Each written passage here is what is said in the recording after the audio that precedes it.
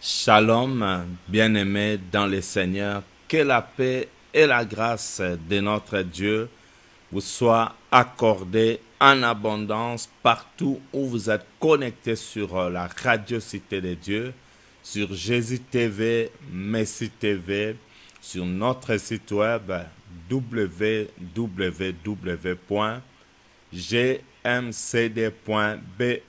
Que Dieu vous bénisse partout où vous êtes connectés en ce moment. Que la paix de Dieu vous soit accordée en abondance dans le nom de notre Seigneur Jésus-Christ. Prions. Père, c'est toi qui mérites honneur, louange et gloire. Je n'ai jamais vu un Dieu comme toi, compatissant et miséricordieux, lent à la colère et riche en bonté, riche en fidélité. Tu te répands des mots que tu envoies. Merci de régner. Nous te confions ce moment de partage de ta parole, ce moment, oh mon Dieu, pour ces messages basés sur unis pour la victoire. Nous prions que tu puisses régner, bénis chaque personne, ouvre nos yeux spirituels, nos oreilles spirituelles, pour que nous puissions comprendre ce que tu veux nous dire. Fais que ces messages soient gravés dans l'esprit de chacun et que tout honneur te revienne au nom de Jésus. Amen. Voilà les amis, que Dieu vous bénisse. Nous sommes là aujourd'hui pour notre programme intitulé « Unis pour la victoire ». Unis pour la victoire, comme vous le savez, c'est un enseignement pour les couples mariés et les célibataires qui se préparent au mariage. Beaucoup de gens aiment bien parler de mariage. Tout le monde veut se marier un jour. Tout le monde veut avoir une fiancée. Tout le monde veut avoir une femme pour lui. Un mari idéal pour lui. Chacun se prépare par rapport à cela. Tout le monde veut coûte que coûte se marier un jour. C'est une bonne chose. Mais écoutez, les mariages, ça se prépare. Vous allez voir dans la parole de Dieu déjà, je pense que j'en ai déjà parlé parce qu'aujourd'hui, nous n'en sommes pas, on n'en est pas à notre première séance. Nous avons déjà eu d'autres séances. Je vais juste faire un rappel pour ceux qui nous avaient déjà suivis et pour d'autres personnes. Vous allez vraiment vous contenter aussi de ces rappels. Ça va vous faire du bien. Regardez. Les mariages, ce n'est pas une mince affaire. Les mariages, ça se prépare. On ne va pas débarquer dans un mariage, même pour sauter sur une parachute. Il y a beaucoup de règles à respecter. Les parachutistes ne tombent pas par hasard, ils ne se jettent pas par hasard. Il y a beaucoup d'instructions et beaucoup disons, il y a beaucoup de temps de trucs qu'il faut respecter. C'est pareil, bien aimé, pour les mariages. On n'entre pas dans les mariages n'importe comment. On n'entre pas dans les mariages comme si vous étiez en train d'utiliser une toilette publique. Même la toilette publique, il y a de l'ordre aussi là-bas. Les mariages. Écoutez, Dieu a pris très au sérieux les mariages. Raison pour laquelle vous allez regarder Genèse chapitre 1. Si vous méditez vraiment Genèse chapitre 1, Genèse chapitre 2, vous allez voir que dès le verset 1 de Genèse, Dieu a commencé à travailler. Vous savez, Dieu n'a pas créé l'homme dès les premiers jours. Non, l'homme n'a pas été créé les premiers jours. L'homme, Dieu va le créer le 6e jour. Et le 6e jour, Dieu a eu à faire 4 travaux importants, rien que le 6e jour. 4 travaux importants. Et le dernier travail que Dieu a fait le 6e jour, c'était la création de l'homme. C'est-à-dire que il va tout créer en 6 jours et le 7e jour, il se repose. Mais avant de créer l'homme, Dieu a pris le temps de baliser les chemins, si vous le voulez bien. Il a pris le temps de préparer l'homme. Il a préparé le terrain pour que quand l'homme va venir, que l'homme trouve que tout est déjà arrangé. Et Dieu a tout préparé comme ça pour l'homme. C'est-à-dire qu'il a déjà préparé la nourriture. C'est la raison pour laquelle vous allez voir déjà avant la création de l'homme, Dieu a créé les animaux pour que ces animaux servent de nourriture. Dans la plupart des cas pour l'homme, il a créé des légumes pour nourrir l'homme. Il a créé les fruits et tout ce que vous voulez, les poissons de la mer. Donc Dieu a commencé d'abord par préparer le terrain pour l'homme afin que quand l'homme va venir, qu'il ne manque de rien. C'est-à-dire que tout cela, Dieu l'a fait pour préparer le terrain à l'homme, pour préparer les mariages. Parce que Dieu savait qu'un jour, l'homme venait sur la terre, il va se marier et messieurs ne doit manquer de rien. C'est-à-dire que Dieu a tout mis en place pour que tout soit bien pour l'homme. Et voilà. Alors, beaucoup de gens aujourd'hui se précipitent à entrer dans un mariage pendant qu'ils savent qu'ils ne se sont pas préparés. Bien-aimé, ne va pas au mariage si tu n'es pas suffisamment préparé. C'est la raison pour laquelle aujourd'hui, nous constatons beaucoup de séparations de corps, beaucoup de divorces, beaucoup de disputes dans les couples. Nous constatons beaucoup de bagarres et malheureusement des divorces. Pourquoi? Parce que l'homme n'entre pas dans la vision de Dieu. Dieu n'a pas amené l'homme au mariage brusquement. Dieu a pris le temps de préparer le terrain.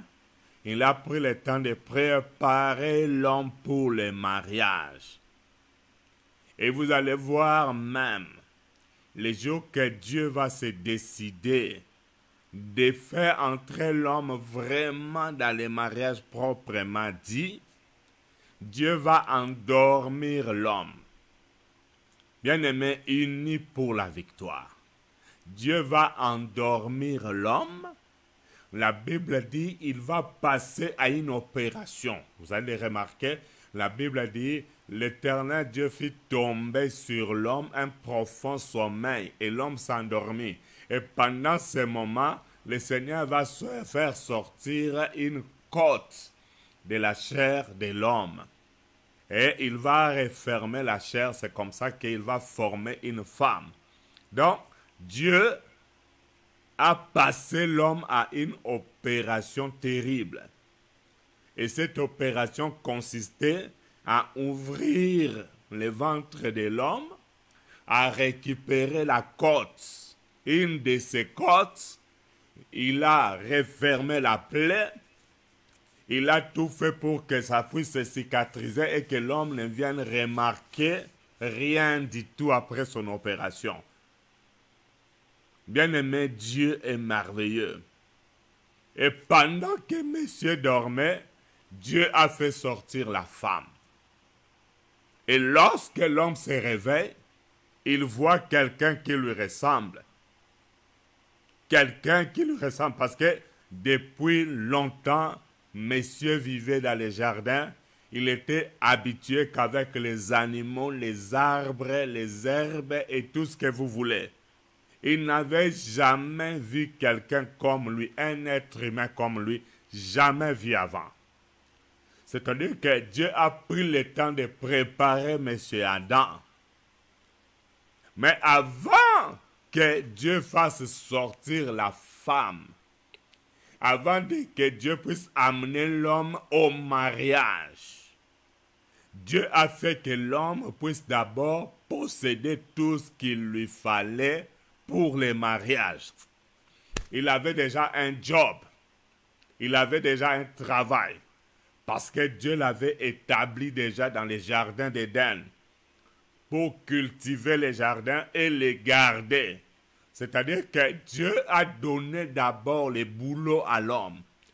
Il lui a donné d'abord un travail. Il avait un salaire. Il avait une occupation. Messieurs n'étaient pas fainéants. Messieurs étaient occupés. Monsieur Adam était intelligent. Dieu a amené Adam dans des dimensions terribles, des dimensions en profondeur. Oh, le Seigneur est merveilleux, bien-aimé. Dieu est bon. Il est merveilleux, bien-aimé. Waouh! Et c'est comme ça que le Seigneur, notre Dieu, va faire pour l'homme. Et vous allez voir même dans la Bible, vous allez voir même, la Bible dit que l'Éternel Dieu a fait venir tout ce qu'il avait créé. Il l'amena vers l'homme pour que tout ce que Dieu avait créé puisse porter les noms que l'homme avait donnés. Genèse chapitre 2, le verset 20. Genèse 2, le verset 20. Écoutez les amis, je lis la parole de Dieu au nom de Jésus. Waouh, c'est merveilleux. C'est merveilleux. Je lis le 19e et 20e verset. Genèse 2, je lis 19 à 20. Suivez ça. L'Éternel Dieu forma l'homme de la... L'Éternel Dieu forma de la terre tous les animaux des champs et les oiseaux du ciel et les fit venir vers l'homme pour voir comment il les appellerait et afin que tout être vivant portât les noms que lui donnerait l'homme. Verset 20. L'homme donna des noms à tous les bétails, aux oiseaux du ciel, à tous les animaux des champs. Mais pour l'homme, il ne s'en trouva point d'aide semblable. Vous voyez? C'est l'homme même qui a donné les noms à tout ce que nous voyons là. Tout ce qui porte un nom aujourd'hui, ce n'est pas Dieu qui a donné les noms. C'est monsieur Adam qui a donné les noms à toutes ces choses. Ce n'est pas Dieu, bien-aimé. Donc voilà, Dieu a donné du travail à l'homme pour que l'homme puisse donner. C'est l'homme qui a dit, hé, animal là-bas, toi tu vas t'appeler lion. Et toi là-bas tu t'appelles chien. Toi là-bas tu es chat. Et toi tu t'appelles hirondelle. Toi tu t'appelles ebenga. Les pigeons. Toi, tu t'appelles... Voyez, c'est l'homme qui a donné les noms. C'est-à-dire que Dieu voulait que l'homme soit responsable avant d'entrer dans le mariage. Ça là, Dieu l'a fait avant même d'endormir l'homme.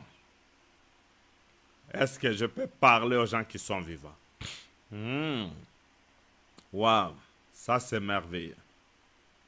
Ça, c'est merveilleux. Ça, c'est merveilleux. Et voilà, bien-aimé dans le Seigneur a fait toutes ces choses-là. Et maintenant, regardez, l'homme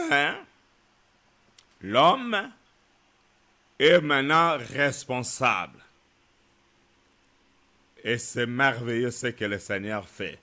Donc, l'homme va d'abord travailler à donner les noms aux animaux, aux bétails, aux oiseaux du ciel, avant même qu'ils soient endormis. Parce que quand il a fini le travail de donner les noms au verset 19 et au verset 20 de Genèse chapitre 2, c'est maintenant à partir du verset 21, quand il a fini le travail de donner les noms à toutes les créatures que Dieu avait créées, c'est en ce moment qu'au verset 21, la Bible dit « Alors l'Éternel Dieu fit tomber un profond sommeil sur l'homme qui s'endormit. Il prit une de ses côtes et referma la chair à sa place. L'Éternel Dieu forma une femme de la côte qu'il avait prise de l'homme et l'amena vers l'homme. Vous voyez? Donc, monsieur a d'abord travaillé, il a jobé d'abord. Quand il a fini, Dieu l'endort pour faire sortir la femme. Mais regardez bien aimé, c'est pour dire que Dieu étant un Dieu, il ne prend pas les mariages à la légère. Dieu ne prend pas les mariages à la légère, bien-aimé. Ne prenez pas les mariages à la légère. Alors, maintenant, à partir d'aujourd'hui, nous allons commencer à voir 3 verbes. Et ces 3 verbes-là n'est pas à négliger. Ces 3 verbes n'est pas à négliger. Je vais vous laisser découvrir ces verbes et après nous allons entrer au développement. Mais vous le savez, c'est un long enseignement. On ne va pas terminer aujourd'hui. C'est toute une formation. Cette formation, c'est pour les couples mariés, pour aussi les célibataires qui se préparent au mariage. Nous nous préparons à lire la parole de Dieu dans Genèse chapitre 2, les versets 24. Genèse 2, 24. Écoutez la parole de Dieu, je lis dans le nom de Jésus. C'est pourquoi l'homme quittera son père et sa mère et s'attachera à sa femme, et ils deviendront une seule chair. Voilà. De ce texte, nous tirons 3 verbes. C'est pourquoi l'homme quittera, le verbe quitter, son père et sa mère, et s'attachera, le verbe attacher, s'attacher, attacher. S'attachera à sa femme et ils deviendront une seule chair. Le verbe devenir. 3 verbes. Quitter, attacher, devenir. Bien-aimés dans le Seigneur, ces 3 verbes-là ne sont pas à négliger. Si tu veux vivre un mariage heureux, si tu veux réussir ton mariage dans ta vie, ne néglige pas ces 3 verbes. C'est la fondation même pour avoir un mariage heureux. Vous négligez cela, je vous assure que ça finira un jour par vous rattraper. Beaucoup de gens sont en train de souffrir aujourd'hui dans leur mariage. Leurs maris sont en train de leur faire souffrir. Parce que madame, avant de s'engager, n'avait pas pris soin de respecter les 3 verbes-là. Beaucoup d'hommes aussi aujourd'hui, ils sont déstabilisés. Ils sont dans le chaos. Beaucoup sont en train de réfléchir sur les divorces aujourd'hui. Si vous allez en profondeur, la cause, c'est les 3 verbes-là. Quitter, s'attacher, devenir. Bien-aimés dans le Seigneur, on ne quitte pas n'importe comment. Et même si vous avez quitté, le 2e verbe, c'est le verbe attacher.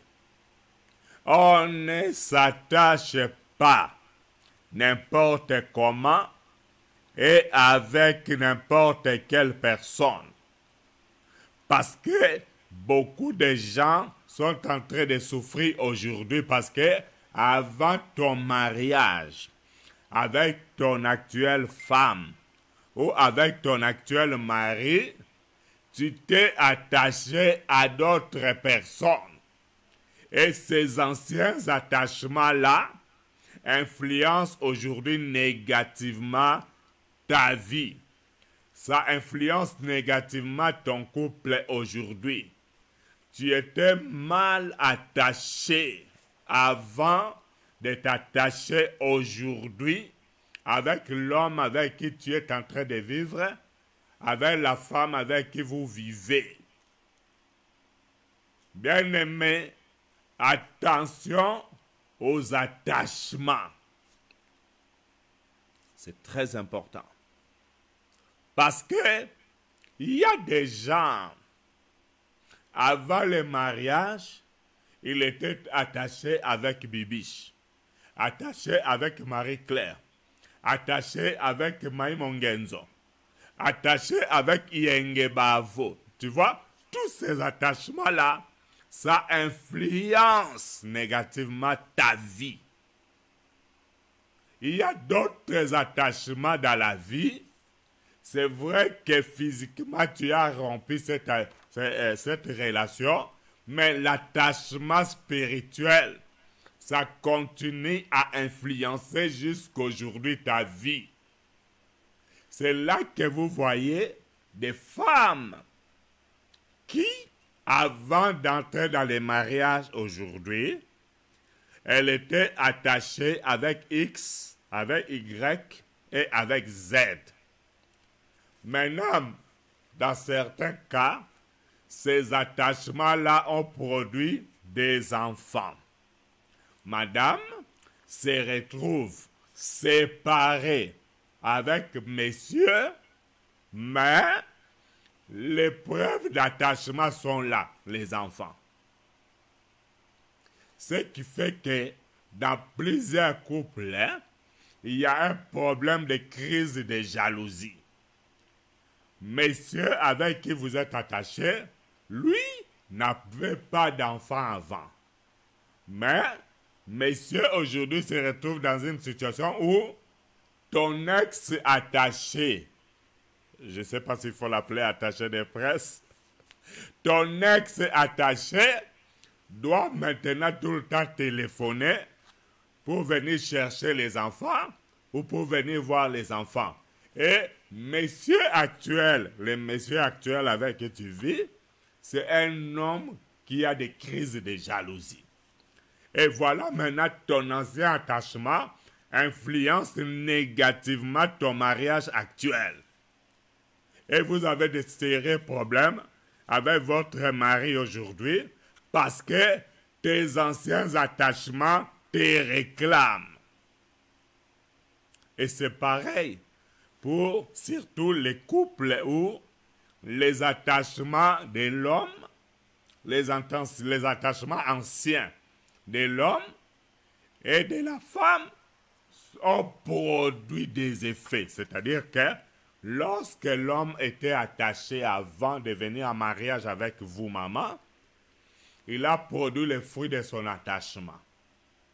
Les enfants sont là. Et vous aussi, vous aviez produit les fruits de l'attachement. Les enfants. Maintenant, qu'est-ce qui se passe? Dans la maison, vous vivez papa, maman et les enfants de l'ancien attachement de l'homme et les enfants de l'ancien attachement de la femme. Maintenant, qu'est-ce qui se passe? Dans certains foyers, il y a dispute. Pourquoi? Parce que l'homme pense que sa femme n'aime pas ses enfants de l'ancien attachement. Et la femme pense aussi que l'homme n'aime pas ses enfants de l'ancien attachement. Maintenant, ça produit quoi? Des querelles à répétition.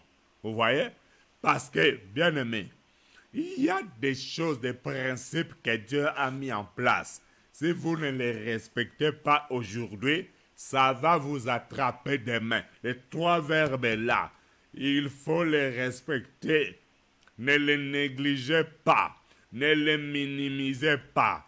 Quitter, s'attacher et devenir. De toutes les façons, je vais y aller en profondeur, étape par étape. Mais, avant que j'aille en profondeur, par rapport à quitter, par rapport à s'attacher, et surtout par rapport à devenir. Parce qu'il y a aussi un grand problème dans ce troisième verbe-là, devenir.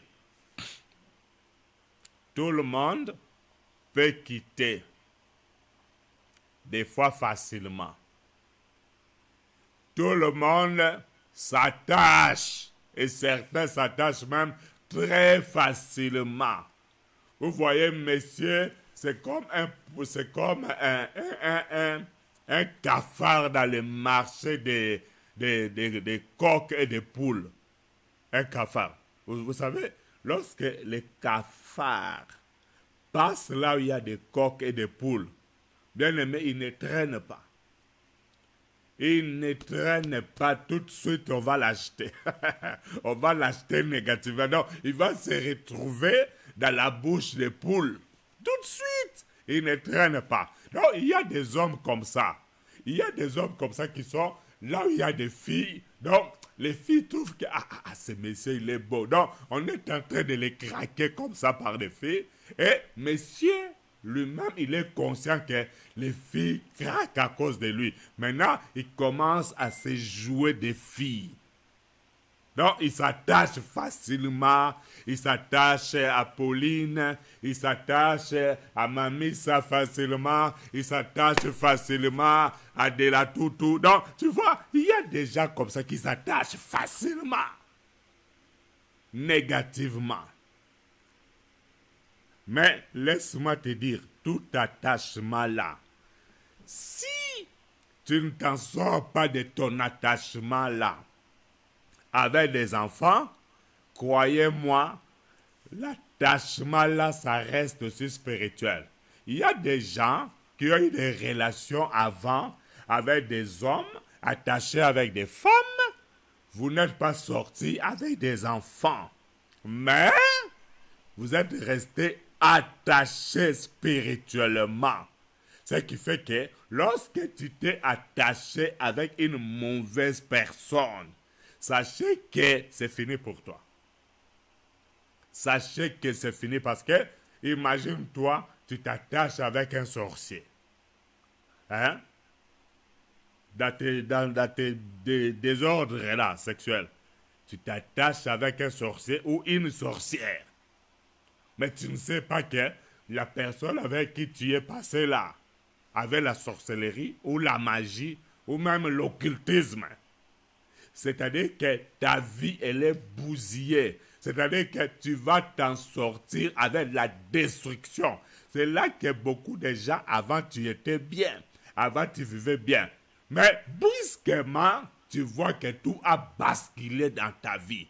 Tu ne comprends pas, mais qu'est-ce qui se passe avec moi? Je réussissais facilement. Tout ce que je faisais me réussissait. Tout me réussissait, mais qu'est-ce qui ne va pas? Ok, tu as posé une bonne question. Bonne question. Et moi aussi, je te pose la question. Depuis quand commences-tu à remarquer que rien ne marche? Avec qui tu étais sorti? Avec qui étais-tu attaché pour que tu vois ce que tu es en train de constater dans ta vie là? Bien aimé, c'est très dangereux. Je vais y revenir en profondeur et nous allons voir ce que produit ce verbe quitter, ce verbe attacher et le verbe devenir. Vous savez, il y a beaucoup de gens, des fois facilement il a quitté son père et sa mère. Facilement il s'attache comme je l'ai expliqué. Mais le troisième verbe dit devenir une seule chair. Bien aimé, devenir une seule chair. Hey. Beaucoup de gens ont des problèmes à cause de ça jusqu'aujourd'hui. Si vous voyez messieurs monter, descendre, madame monter, descendre, aujourd'hui à la maison, demain chez la cousine, aujourd'hui à la maison, demain les histoires sont jetées dehors, tu te retrouves chez ton frère, chez ta fille, chez ton fils là-bas, tu te retrouves chez tes parents, parce que il y a des difficultés d'accomplir le verbe devenir une seule chair. Bien aimé, les gens ont difficile à devenir une seule chair. c'est là que ça saute là-bas, ça crie là-bas, ça tape, ça frappe et ça jette les histoires dehors et ça appelle la police. Pourquoi? Il y a des difficultés pour devenir une seule chair. Donc, il y a des gens qui vivent dans un mariage, dans une maison ou dans un même appartement, mais ils ne sont pas encore devenus une seule chair. Et lorsque vous n'arrivez pas à devenir une seule chair, c'est là que vous voyez maintenant, dans une telle maison, papa a dit, mes dépenses, ça me concerne moi. Mon argent, c'est à moi. Ce n'est pas à toi. Occupe-toi de tes affaires, madame. Et vous allez voir la femme dire, hey, tu m'as fait du bien même. Hey, mon argent, je vais m'occuper de mes affaires. Et dans une telle maison, bien aimé, vous courez un risque dangereux parce que vous n'êtes pas encore devenus. Vous êtes encore deux dans la maison. Vous êtes encore deux. Et il y a des gens, malheureusement, dans leur maison, au lieu même d'être deux, ils sont 3, ils sont 4, ils sont même 15. Je vais m'expliquer. Il y a des gens qui, physiquement, dans la maison, vous voyez, ils sont deux. L'homme et la femme. Bon, peut-être qu'ils sont avec les enfants. Mais parlons de leur couple. Parce que la Bible dit, c'est pourquoi l'homme quittera son père et sa mère et s'attachera à sa femme. Ils deviendront une seule chair. Et alors vous avez des couples comme ça. Au lieu d'être même une seule chair, ils sont deux. Bon, au lieu de s'arrêter à être deux, ils sont devenus 4, 5, 6, 15, peut-être plus. Qu'est-ce que cela signifie? C'est-à-dire qu'un tel couple, c'est vrai, ils ont quitté les parents. C'est vrai, ils se sont attachés. Mais pourquoi est-ce qu'ils ne deviennent pas une seule chair? Parce que monsieur voit encore dehors, en plus de sa femme, parce qu'ils ne sont pas cons, ils sont deux à cause de leur mauvais comportement. Monsieur a encore d'autres dehors. 1, 2, 3. Donc, monsieur lui-même, au lieu d'être une avec sa femme, monsieur n'est pas un. Monsieur a Bibiche, il a Marie-Pauline, il a Clarisse. Monsieur a beaucoup dehors, même 8. Donc, quand tu prends les 8 de messieurs, plus lui-même, il est déjà 9. Alors, quand il vient se déverser sur sa femme, vous comprenez ce que je dis, non? Quand il vient se déverser dans les rapports intimes avec sa femme, non, monsieur vient déjà 9.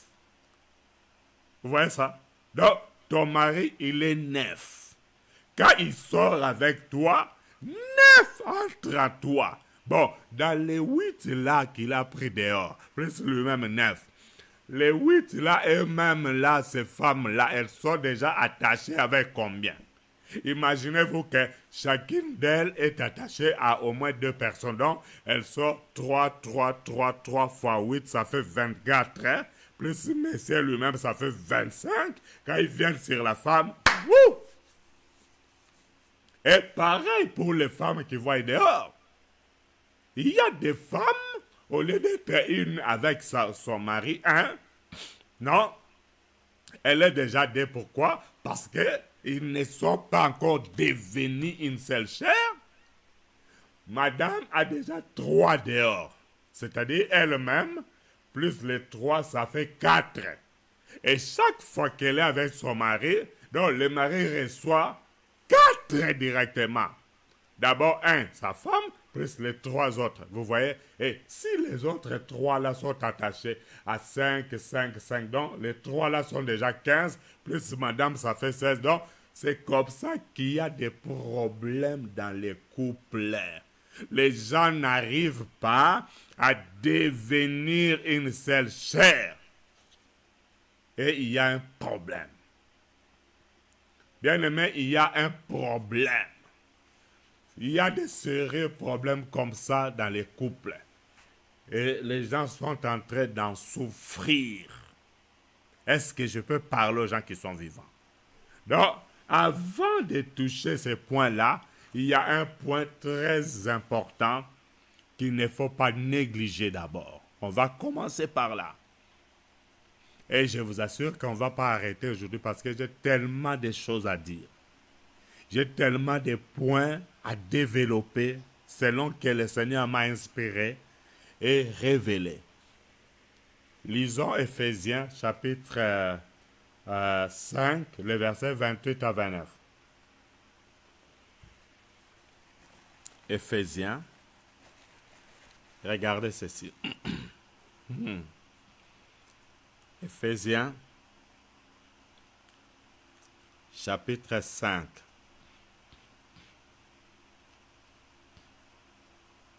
Éphésiens 5,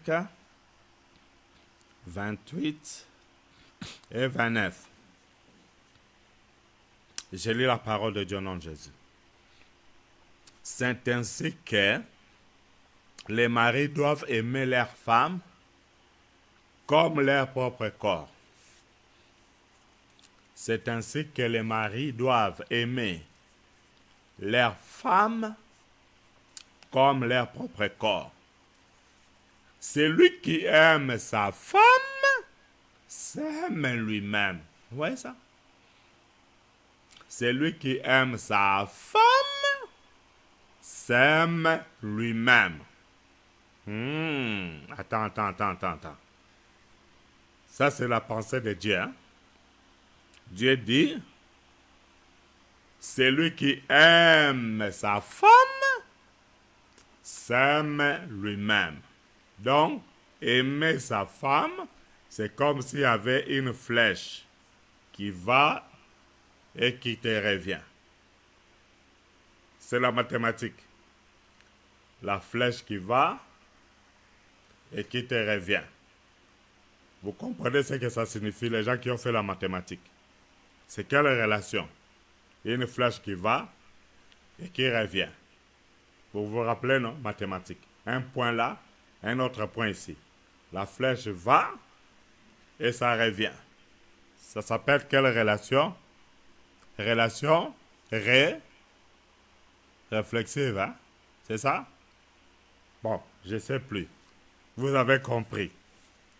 Donc, la Bible déclare, celui qui aime sa femme s'aime lui-même. Donc, celui qui n'aime pas sa femme ne s'aime pas lui-même. Ah, tu vois, tu ne t'aimes pas. Tu ne t'aimes pas. Il y a des gens qui ne s'aiment pas. De même, hein, la femme qui aime son mari s'aime elle-même. Mais si toi, maman, tu n'aimes pas ton mari, c'est qu'à vrai dire, tu ne t'aimes pas. Donc, ici, c'est la façon de voir de Dieu par rapport au mariage. Dans un mariage, tu peux dire que tu t'aimes si tu aimes ton mari. Tu peux dire que tu t'aimes si tu aimes ta femme.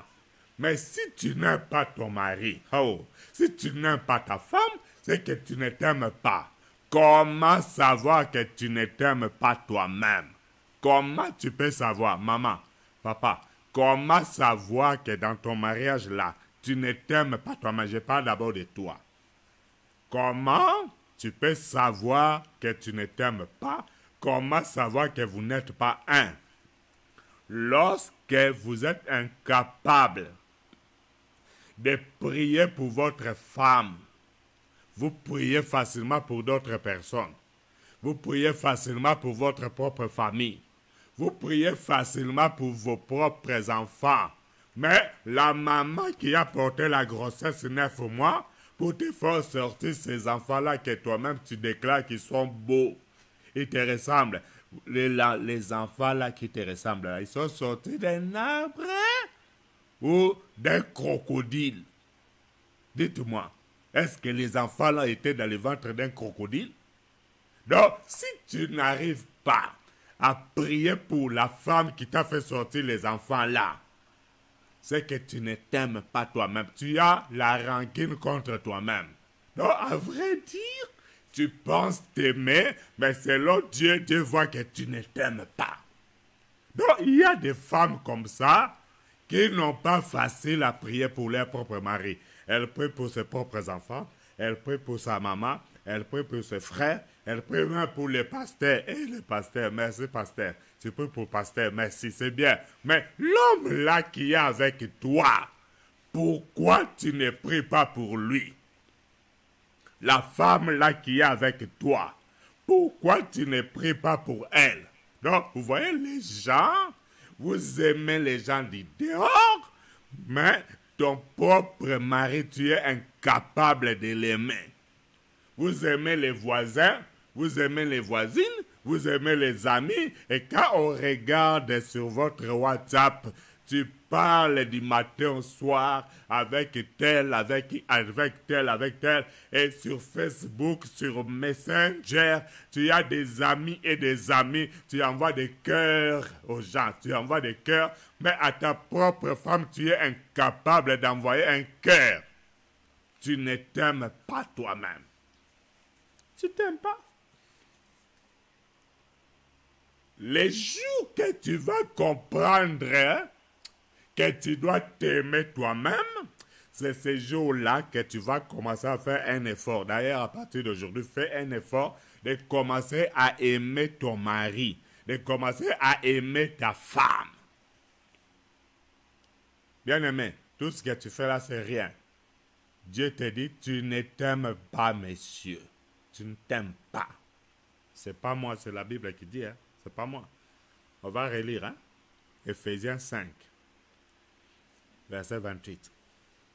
C'est ainsi que les maris, vous les maris là, les hommes, c'est ainsi que les maris doivent aimer leurs femmes. Et la Bible a dit doivent, c'est-à-dire c'est obligatoire.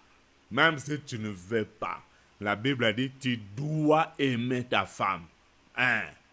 Celui qui aime sa femme ne l'abandonne pas. Celui qui aime la femme, ta femme, tu ne peux pas être dehors. Tu sors depuis que tu étais parti, tu rentres 3 jours après. 3 jours après. Tu étais où? Tu ne t'aimes pas. C'est pourquoi tu étais dehors 3 jours. Oh, il a découché, mais c'est la honte. Hein? Un grand papa comme toi, tu découches. À ton âge. Quelle honte. À ton âge, tu découches. Hey! Wouh! Mais c'est pour les petits-enfants, non? Papa, c'est pour les petits-enfants. Ne découche pas. C'est pour les petits-enfants. Ouh! À ton âge, tu découches. Quelle honte. Et tu rentres aussi, les enfants voient. Hey, papa, bonne arrivée, papa. Enfant, oh, papa a fait 3 nuits et 3 jours dehors. Il était où le monsieur là? Il ne s'aime pas lui-même. Celui qui n'aime pas sa femme ne s'aime pas. C'est là que vous voyez les gens quitter leur maison et ils vont loin de leur femme. Parce que monsieur croit qu'il a l'amour, mais il n'en a pas. C'est là que vous voyez les femmes. Une femme quitter sa maison. Elle abandonne mari et enfant. Elle est partie. Et vous le voyez tout le temps, maquillage et des photos sur Facebook. En tout cas, Facebook. Donc, vous le voyez tout le temps. Avec l'air quand même.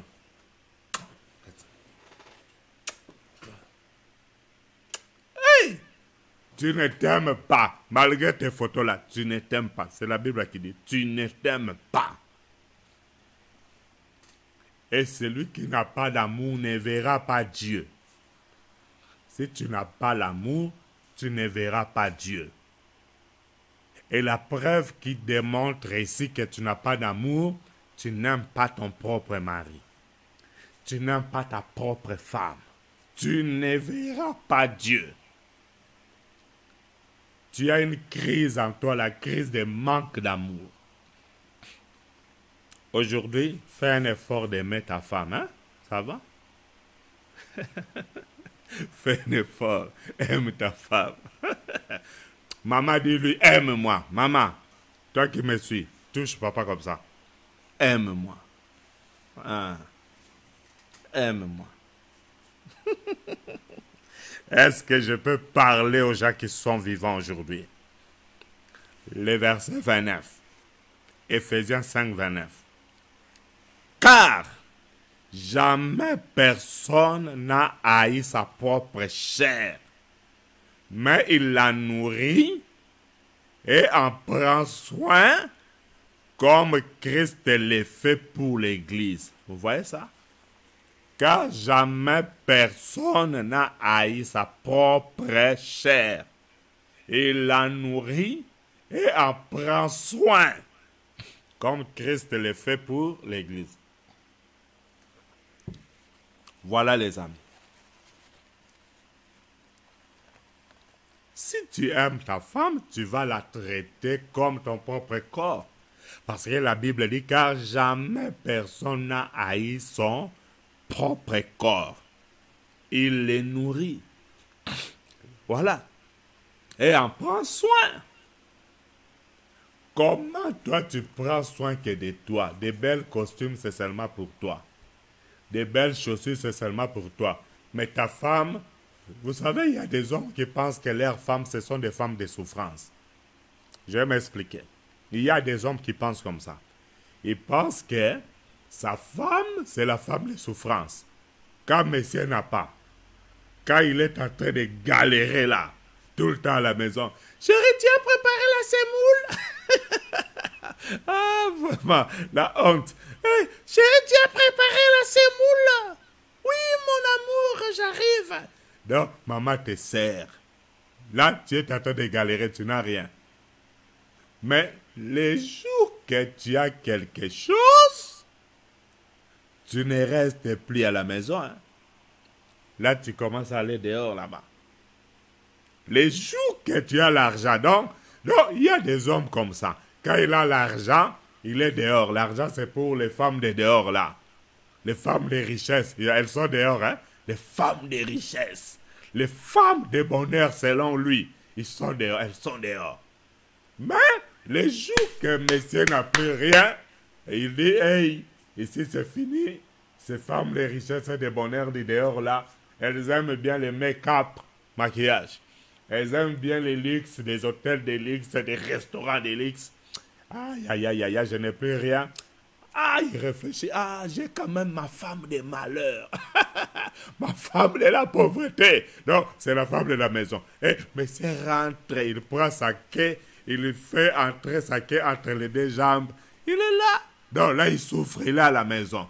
Comment fais-tu passer ta femme pour une femme de malheur? Ta femme n'est pas une femme de malheur.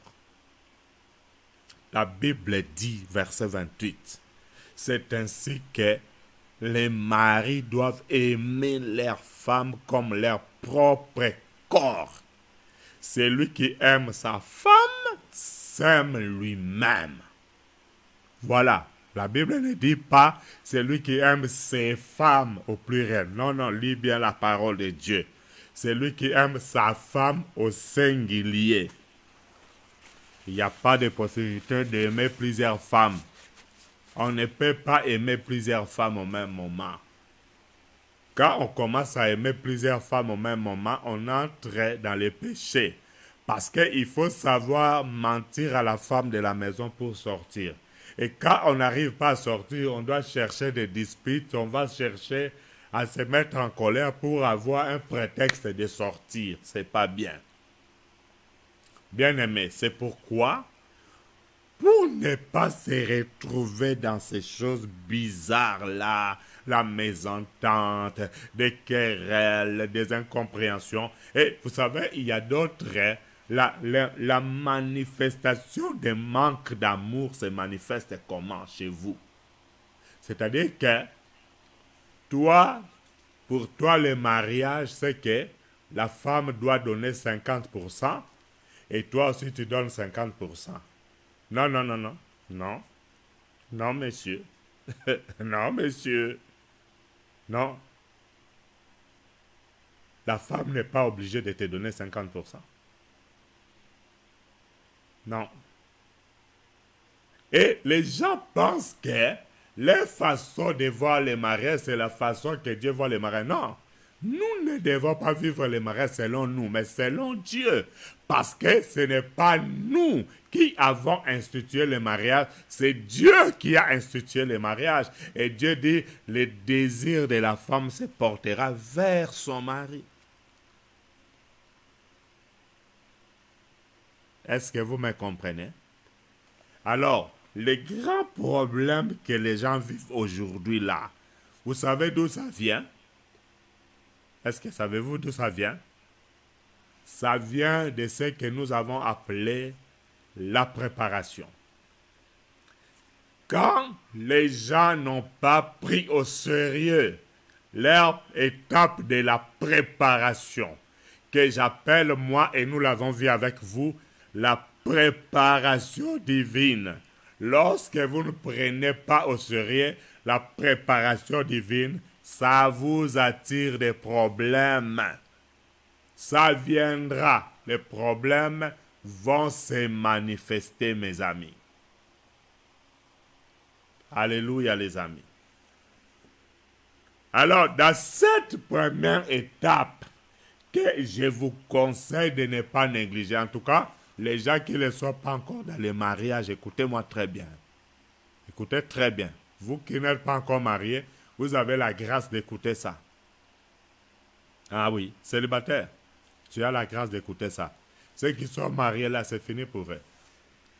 Donc, d'abord, ils sont déjà engagés, donc pas de divorce déjà. Tu vas lutter fort jusqu'à ce que ta femme la change. Tu vas lutter fort jusqu'à ce que ton mari fort. Parce que quand on se marie, on ne divorce pas. On ne divorce pas. Donc, il serait mieux que tu puisses écouter ces enseignements avant ton mariage. Mais il n'y a pas de problème. On va arranger les choses avec Dieu. Quoi que tu aies déjà marié, on va arranger par la grâce de Dieu. Mais toi qui n'es pas marié, écoute-moi bien. Et toi qui es marié, tu vas comprendre, ah, j'avais négligé ces étapes. Bon, on va les découvrir ensemble dans Matthieu. Découvrons ça. L'étape à ne pas négliger. Matthieu 1. Matthieu chapitre 1. Les versets 18 et 19. Matthieu 1, 18 et 19. Regarde. C'est unis pour la victoire. Ok? Donc vous n'êtes pas unis pour divorcer. Vous n'êtes pas unis pour échouer. Vous n'êtes pas unis pour la séparation des corps. Vous n'êtes pas unis pour boxer madame. Non, non, non, non, non, non. Unis pour la victoire. Dis à quelqu'un, unis pour la victoire. Unis pour la victoire. Lisons la parole de Dieu. Matthieu 1, 18 et 19. Je lis au nom de Jésus. Voici de quelle manière arriva la naissance de Jésus. Marie, sa mère, ayant été fiancée à Joseph, soulignez fiancée. Soulignez fiancé. Écrivez là-bas, fiancé. Merci, écris là. Fiancé. Que Dieu bénisse ceux qui ont écrit. Fiancé. Marie, sa femme, Marie, sa mère, était fiancée à Joseph. Regarde ceci. Regarde, bien-aimé. Marie, sa mère, ayant été fiancée à Joseph, se trouva enceinte par la vertu du Saint-Esprit, avant qu'ils eussent habité ensemble. Soulignez là-bas, avant qu'ils eussent habité ensemble. Souligne dans ta Bible, avant qu'ils eussent habité ensemble. Écrivez pour moi là-bas, avant qu'ils eussent habité ensemble. Que Dieu bénisse celui qui vient d'écrire, avant qu'ils eussent habité ensemble. Donc, Marie s'est trouvée enceinte avant qu'elle habite ensemble avec Joseph, son fiancé. Voilà, verset 19. Joseph, son époux, qui était un homme de bien et qui ne voulait pas la diffamer, se proposa de rompre secrètement. Soulignez pour moi, la Bible a dit, verset 19, Joseph, son époux, qui était un homme de bien. Soulignez un homme de bien. Voilà. Soulignez un homme de bien. Écrivez là-bas un homme de bien. C'est-à-dire que ça, c'est l'étape que nous appelons les fiançailles. Bien aimé, beaucoup de gens ont de sérieux problèmes aujourd'hui parce qu'ils n'ont pas respecté cette étape ici-là. Les fiançailles. Waouh! Les fiançailles. Bien aimé, les fiançailles, c'est une étape, écrivez, hein? Les fiançailles, c'est une étape d'observation. Observation. À ne pas négliger. Parce que c'est dans les fiançailles que tu peux savoir si oui ou non tu peux t'engager en mariage avec cette femme ou avec ce monsieur. Aujourd'hui, de nos jours, beaucoup de gens négligent les fiançailles parce qu'il y a des attachements par Facebook, par WhatsApp, des attachements par n'importe. Il y a même des sites de rencontres. Tout ça pour éviter les fiançailles. Or, Dieu a parlé des fiançailles dans sa parole. Donc, voilà, les gens vont au mariage, pas selon le Saint-Esprit, pas selon Dieu, mais selon les sites de rencontres. Les sites de rencontres n'ont pas créé les mariages. Les sites de rencontres n'ont pas institué le mariage. C'est Dieu qui a créé le mariage. C'est Dieu qui a créé l'homme et la femme. C'est Dieu qui a institué les mariages. Ce n'est pas les sites de rencontres, ce n'est pas les réseaux sociaux. Les gens veulent se marier selon YouTube. YouTube n'est pas le Saint-Esprit qui inspire aux gens comment se marier. Les gens veulent se marier selon la vidéo qu'il a vue sur Facebook. Eh, oui, oui, moi aussi je veux faire. Ils sont amers. Oh, yo. Non, non, non, non. Facebook n'est pas un modèle pour le mariage. Mariez-vous selon Dieu. Inspirez-vous de ce que Dieu a dit à propos du mariage. Et avant le mariage, Dieu a fait que les fiançailles existent. Les fiançailles doivent précéder le mariage. Très important. Moi, j'ai fait, avec mon amour, on a fait combien d'années de fiançailles déjà? Je pense qu'on a fait 5 ou 6 ans de fiançailles. 5 ans. On a fait 5 ans de fiançailles. Même mon enfant me signale 5. On a fait 5 ans. 5 ans de fiançailles. Vous voyez ça? Vous allez dire, vraiment, pasteur, 5 ans. Oui, on a fait 5 ans. 5 ans de fiançailles. Bien aimé, je disais que les fiançailles, premièrement, c'est une étape d'observation. Vous vous observez l'un et l'autre. Tu observes bien son comportement, son langage, sa façon de s'habiller, sa façon de te répondre, ses actions, ses réactions. Donc, c'est important. Ne t'engage pas par précipitation. Il y a des gens qui se sont engagés parce que tu as craqué l'autre. Le craquage. Beaucoup de gens se sont engagés. Craqué. Tu as craqué sa beauté. Ouh, cette femme. Le cœur commence à battre. Ne t'engage pas à cause de toukou du cœur. Prends le temps, d'observer. Premier point, observation. Regarde bien. Est-ce que cette femme-là, c'est vraiment la femme de ma vie? Est-ce que mon comportement à moi, est-ce que je peux collaborer bien avec elle? Est-ce que ce monsieur-là, c'est vraiment l'homme? Non, les gens se marient aujourd'hui parce que tu vois pas dans la famille, quand même toutes les petites sœurs sont mariées, même mes amis sont presque toutes mariées. Et alors, en tout cas, moi aussi, là, j'avance. Beaucoup de gens se donnent entre les mains de quelqu'un qui va la faire souffrir parce que l'âge a avancé, tu t'es donné, parce que autour de toi les gens se marient. Ne te marie pas par précipitation, tu vas souffrir demain. Et voilà, aujourd'hui vous souffrez parce que tu voulais te marier selon toi et selon ton entourage comme il s'est marié. Marie-toi selon Dieu. Ne t'engage pas parce que monsieur est beau.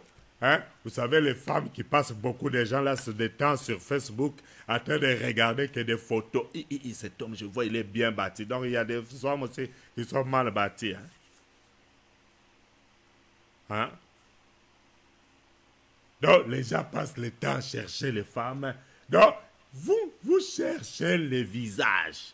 On ne se marie pas à cause des visages. Beaucoup se sont mariés à cause de make-up. Et tellement que sur les réseaux sociaux, elle apparaît toujours belle avec beaucoup de rouge à lèvres qui brille. Chaque fois qu'elle... Et en tout cas, cette femme-là, quand je la vois, oui, quand tu la vois. Alors, les jours de mariage, madame était tout le temps make-up, make-up. Et toi, tu la voyais toujours make-up. Tu n'as pas pris le temps d'observer pendant les fiançailles. Est-ce que, à part le make-up, elle est comment? Son visage, sa peau, c'est important, hein? Bon, à part les cabellos là, les cheveux là, c'est comment? Est-ce que l'as-tu déjà vu sa cabello? L'as-tu déjà vu sa mèche? L'as-tu déjà vu sa make-up? L'as-tu déjà vu sa rouge à lèvres? C'est important. Et alors, il y a des gens, il va même quitter la France, il va à New York. En tout cas. Mary Johnson. J'ai trouvé Mary Johnson. Tu vas là-bas vite, vite, tu fais la présentation. Tu ne l'as jamais vu sans make-up. Tu ne l'as jamais vu sans les mèches. Tu ne l'as jamais vu sans rouge à lèvres.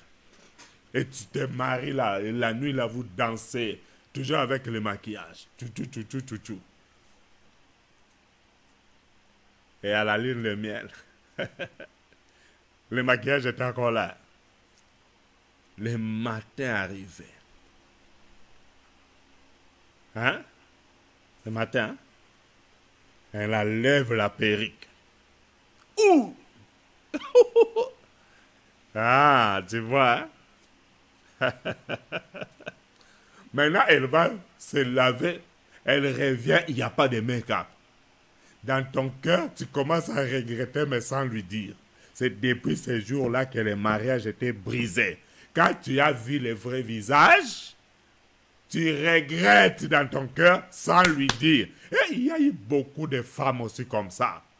Tellement que tu parlais avec elle sur webcam, elle voyait, quand elle voit un peu une fleur derrière toi là, comme ma fleur là. Quand elle voit webcam, elle voit une fleur. Elle a dit, ce monsieur il doit avoir une grande maison. Donc, elle a aimé le webcam. Elle a aimé la fleur qui est derrière. Maintenant, elle s'imagine que tu es un homme riche, tu as beaucoup d'argent, tu as une belle voiture, tu as une grande maison.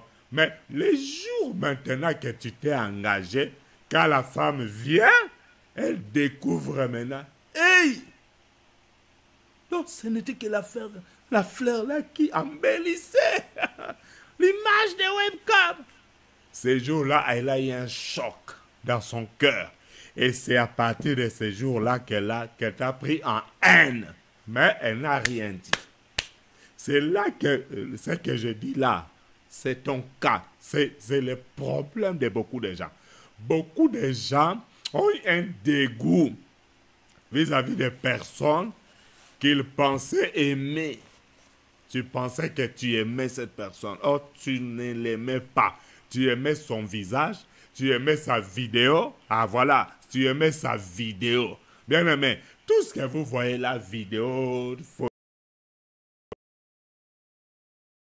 ne t'engage pas avec une femme à cause de mise en scène.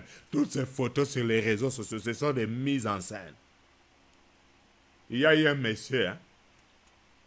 Vous savez, en Europe, il y a des belles voitures. Hein. Alors, lui, il passait quelque part, il a vu une belle voiture. Il dit à son ami, il dit, ah, prends-moi la pose ici, prends-moi une photo ici. Fais-moi une photo. Fais-moi une pose. Alors, il vient et il touche la voiture. Check. Il fait encore comme ça.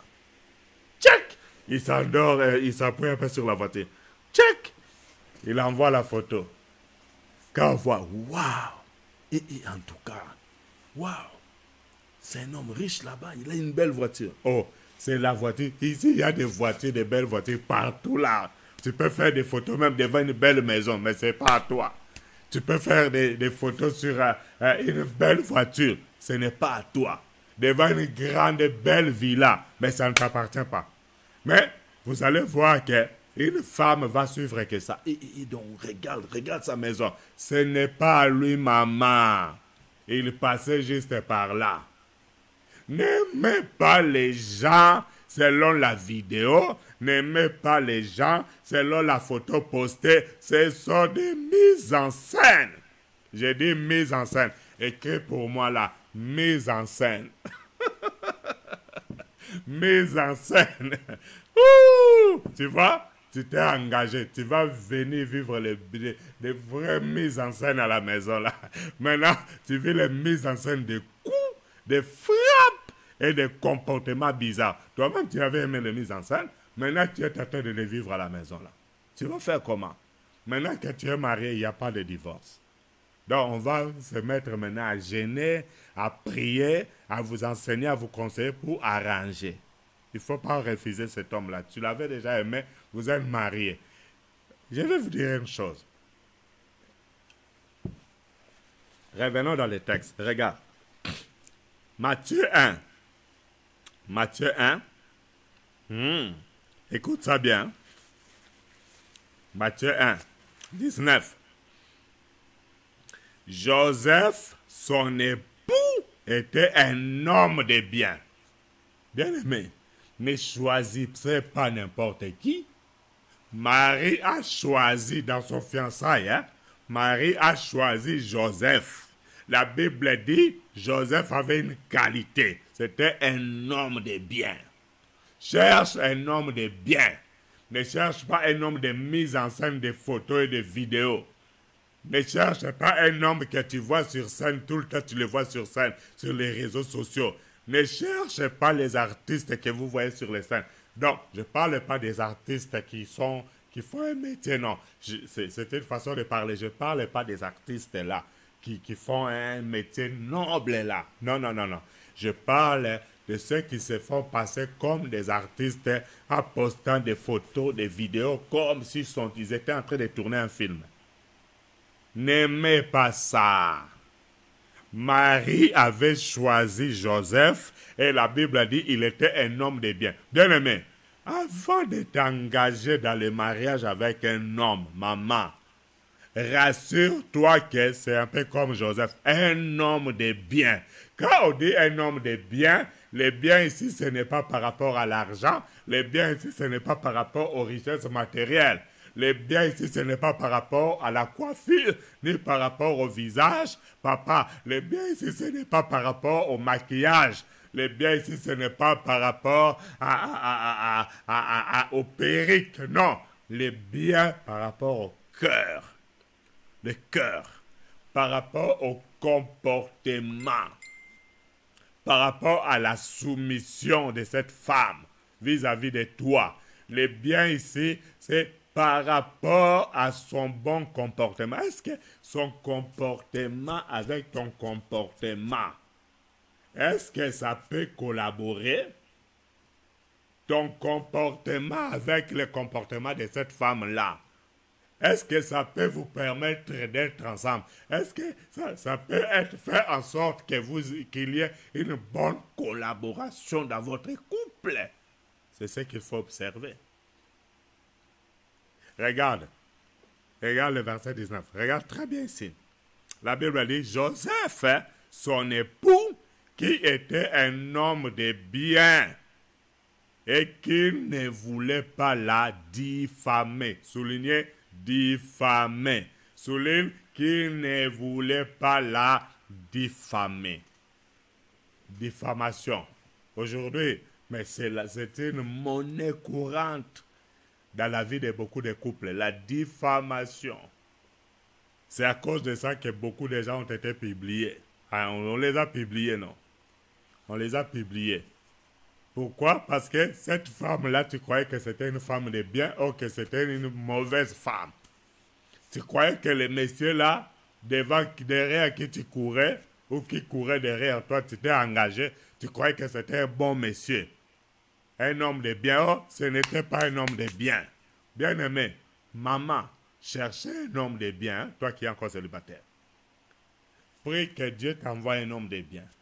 Papa, prie que Dieu t'envoie une femme de bien. Beaucoup de gens ne sont pas tombés sur les hommes de bien et les femmes de bien. C'est pourquoi tu souffres aujourd'hui. Mais comme tu es déjà marié, tu ne peux pas divorcer. Cherche ton pasteur. Ouvre ton cœur, parle à ton pasteur. Et fais ce que le pasteur va te dire. Si le pasteur dit, commence à prier pour lui, ne refuse pas. Si tu ne veux pas prier pour ce monsieur-là, c'est que tu ne t'aimes pas toi-même. On a lu, non? C'est que toi-même, tu ne t'aimes pas. Une femme qui ne veut pas prier pour son mari, qui ne veut pas gêner pour son mari, qui ne veut pas fléchir les genoux malgré les erreurs de son mari, parce que vous êtes déjà marié, tu ne veux pas prier pour lui, tu ne l'aimes pas et tu ne t'aimes pas toi-même. Tu es déjà marié, ça ne va plus rien changer. Il fallait refuser quand vous étiez encore fiancés. Tu vois là, quand tu suivais, chérie, il fallait refuser à partir de ce moment-là. Mais maintenant que tu n'as pas refusé, tu es marié, donc on doit travailler dessus. C'est ton champ, c'est ta responsabilité, maman. Papa, c'est ton responsabilité. On doit maintenant travailler pour ça. Va voir ton pasteur, parle avec lui et fais ce qu'il va te dire. C'est-à-dire, s'il te demande de jeûner, de prier, accepte de jeûner. C'est ta charge, c'est ta croix. Même le Seigneur a dit, celui qui veut me suivre, qu'il porte sa croix et me suit. Donc, toi, ta croix là, ton mari là, c'est ta croix. Ta femme, c'est ta croix. C'est ta croix. C'est pourquoi il faut respecter ce que Dieu a dit dans sa parole. Bon, je vais y revenir. Quand on va parler des conflits, comment régler les conflits, comment faire ça, on va revenir. Quand on va parler sur des querelles, éviter les querelles, quand on va parler sur les lits conjugales, parce que ce sont des points qu'on va développer. On va parler sur l'importance de l'aide mutuelle. Nous allons parler sur les lits conjugales. Nous parlerons sur éviter les querelles. Nous parlerons sur beaucoup de choses. On va en parler. Mais laissez-moi aujourd'hui, je suis en train de parler sur les points ici concernant les fiançailles. Regardez, la Bible dit, pendant leur fiançailles, Joseph était déjà un homme de bien. Ils se sont retrouvés ici avec une situation très sérieuse. D'abord, la Bible dit au verset 18, ils étaient fiancés, regarde bien le verset 18, vers la fin, regarde, la Bible dit, voici de quelle manière arriva la naissance de Jésus-Christ. Marie, sa mère, était fiancée à Joseph. Marie, sa mère, ayant été fiancée à Joseph, se retrouva enceinte par la vertu du Saint-Esprit avant qu'ils eussent habité ensemble. C'est-à-dire, dans leur fiançailles, madame et monsieur n'habitaient pas ensemble. Ce n'est pas moi, c'est la Bible qui l'a dit. Pendant les fiançailles, on n'habite pas ensemble. C'est pas moi, c'est la Bible. Et ce principe-là Les gens ont des problèmes aujourd'hui. Pourquoi? Parce qu'ils ne respectent pas ces principes-là. Ne pas habiter ensemble pendant les fiançailles. Pourquoi est-ce qu'ils n'habitent pas ensemble pendant les fiançailles? Parce que les fiançailles n'est pas un mariage, mesdames et messieurs. Les fiançailles, selon Dieu, ce n'est pas un mariage. Beaucoup de gens échouent dans leur mariage. Et on ne serait problème aujourd'hui dans leur couple parce qu'ils ont confondu les mariages du fiançailles. Ils ont confondu les fiançailles du mariage. C'est-à-dire, pendant qu'ils sont... il y a d'autres, ils ne sont même pas fiancés. Parce que les fiançailles, c'est lorsque vous sortez devant les parents, vous faites une présentation. C'est-à-dire, on connaît l'homme, on connaît la femme, et les familles savent que ça, c'est les fiancés de notre fille, ça, c'est la fiancée de notre fils. Aujourd'hui, on ne respecte pas ça, et c'est pourquoi il y a beaucoup de divorces, beaucoup de séparations, beaucoup de femmes seules avec enfants, et beaucoup d'hommes seuls avec enfants. On ne respecte pas ce que Dieu a dit. Bien-aimé, si tu ne veux pas respecter ce que Dieu a dit, il n'y a pas de problème. Les conséquences vont t'enseigner. Et la conséquence, c'est un professeur qui t'enseigne avec brutalité et menace. Vous voyez, quand on vous enseigne calmement, là, des gens ne veulent pas écouter. Hein. Mais quand madame, la conséquence vient, cette dame-là, madame la conséquence, elle enseigne avec brutalité et menace. Et quand elle commence à enseigner, donc quand elle me met à ma place là, hein, pour vous enseigner, elle enseigne avec brutalité des fois et menace. Et vous allez commencer à dire la main sur la joue. Ah, si je savais, oui, ça c'est la conséquence. Madame la conséquence. Cette dame-là, elle vous enseigne des fois avec des pleurs. Tu commences à pleurer. Si je savais vraiment que Jean-Paul était mauvais. Oui. Parce que tu n'as pas voulu faire ce que Dieu veut. Alors écoutez, dans les fiançailles, ils n'étaient pas ensemble. Ils n'habitaient pas ensemble. Alors, ils ont eu un problème. Pendant qu'ils étaient fiancés, pendant qu'ils n'habitaient pas ensemble, Marie et Joseph, oh, Marie s'est retrouvée enceinte. Hey! Marie, quoi? Enceinte? Marie. Non. Bien-aimé, c'était un sérieux problème. Ils sont fiancés et les gens remarquent que Marie, la fiancée de Joseph, se retrouve enceinte. Bien-aimé, tout le monde va dire quoi? Tout le monde va soupçonner qui? Joseph, non? C'est Joseph.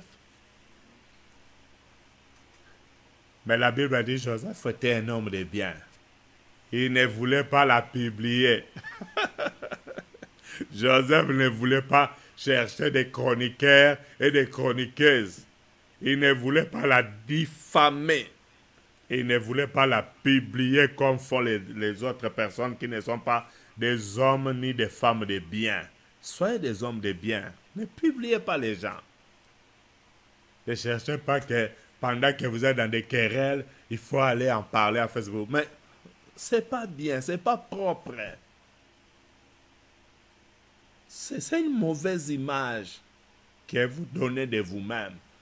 Vous avez des problèmes, alors vous mettez les webcams là, les lives. Hé, toi, qu'est-ce que tu crois? Vraiment toi là-bas? Ah, pourquoi les lives? Pourquoi? Soyez des hommes de bien. Soyez des femmes de bien, comme Joseph. La Bible a dit, Joseph était un homme de bien et ne voulait pas la diffamer. Suivez l'exemple de Joseph.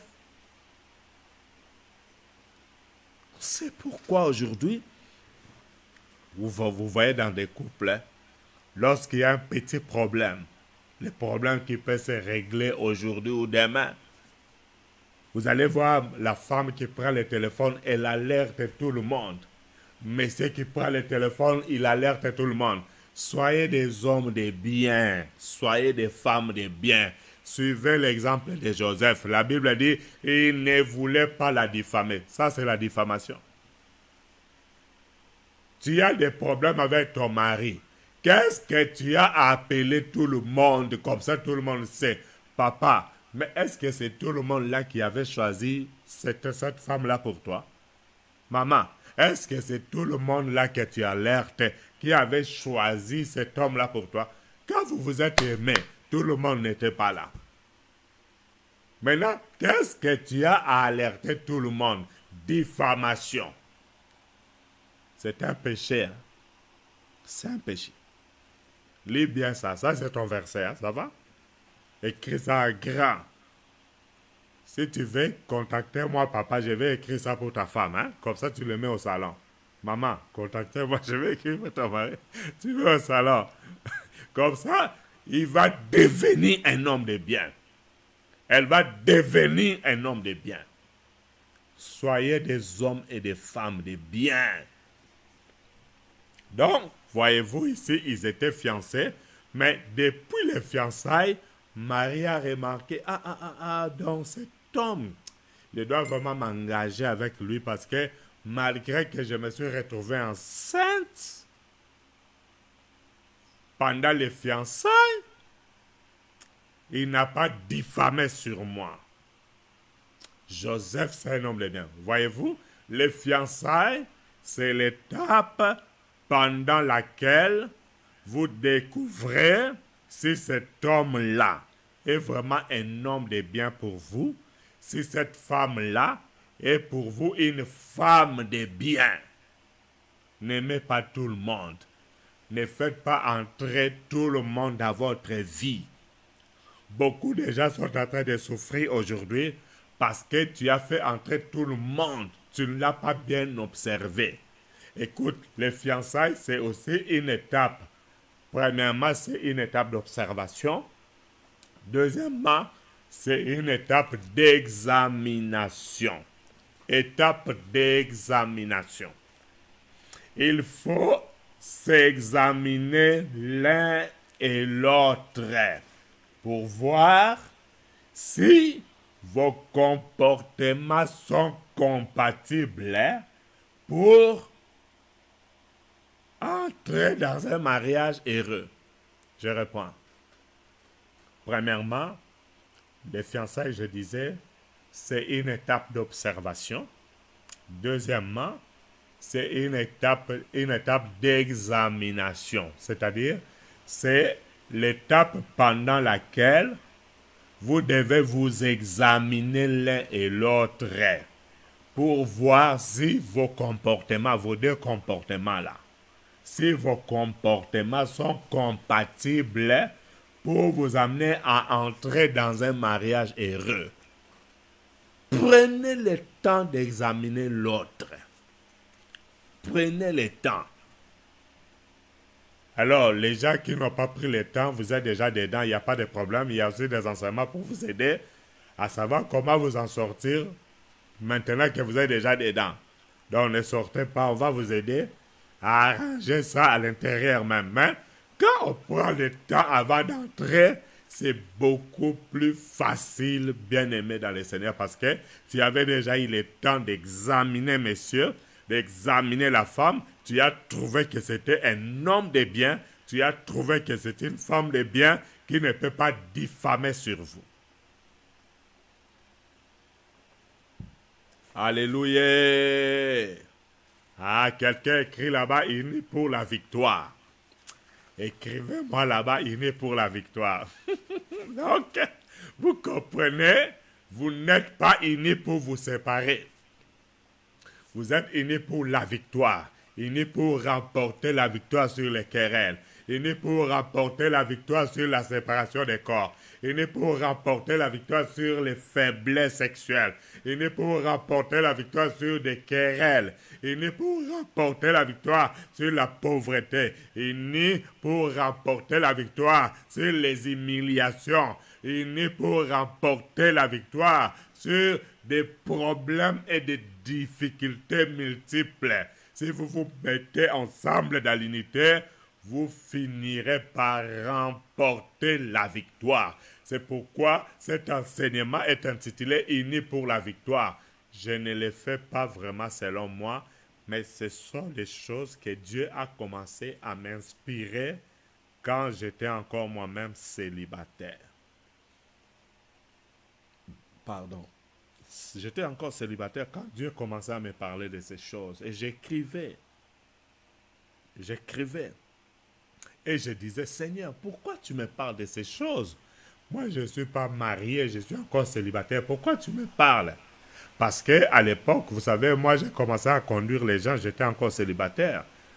Pendant que j'étais célibataire, je prêchais déjà des papas de plus de 70 ans. J'avais un enfant spirituel à l'époque, papa Antoine, qui avait 71 ans. Et ce papa-là, vous savez, bon, j'ai cité les noms, mais personne ne les connaît de toutes les façons. Alors, papa Antoine avait 71 ans à l'époque, et il avait une femme qui avait encore, voilà. Et il s'est fait que, il s'est passé quelque chose. Alors, ce papa m'a appelé. C'est vrai qu'il était un de mes enfants spirituels, mais sa fille aussi, une de ses filles aussi, était parmi les sœurs que j'encadrais à l'église, qui étaient avec moi à l'intercession et qui travaillaient au protocole à l'église. Et alors, elle me dit, papa a besoin de toi. Je dis, votre papa? Ah, qu'est-ce que j'ai fait? Parce que de temps en temps, on allait prier aussi là-bas, on faisait des prières d'intercession chez eux là-bas. Ah, il m'appelle. Aïe, aïe, aïe, je me dis, mais pourquoi il m'appelle? J'ai cherché, il n'y a pas de raison. Je demande à sa fille, mais pourquoi il m'appelle? Elle me dit, je ne sais pas. Et alors, j'ai pris un des frères qui était avec moi. Je dis, ok, accompagne-moi, on va aller. Le papa nous a appelés, on ne sait pas pourquoi. On a pris le temps de prier et nous sommes partis. J'ai juste pris mon carnet et ma Bible et nous sommes partis. Et je ne savais pas pourquoi j'avais pris juste ce carnet-là. Et dans mon carnet-là, c'était justement les carnets qui concernaient ce que je vous parle maintenant, les mariages. C'est ces carnets-là que j'utilisais pour écrire tout ce que Dieu me disait sur le mariage. Je l'ai pris comme ça par hasard, je suis parti. On arrive, papa me dit, merci, je sais qu'en âge tu es mon fils, parce que j'ai des enfants qui sont plus âgés que toi, mais je te respecte en tant que serviteur de Dieu. Et je voulais que ce que je vais faire maintenant, que ça soit devant un serviteur de Dieu. Ouh, je me demandais déjà qu'est-ce qu'il va faire. Alors il me fait sortir l'enveloppe. Il me fait voir la lettre. Je regarde. Ouh, bien aimé, c'était une lettre d'amour que un monsieur avait adressé à sa femme à cet âge-là. Un monsieur avait adressé à sa femme une lettre d'amour.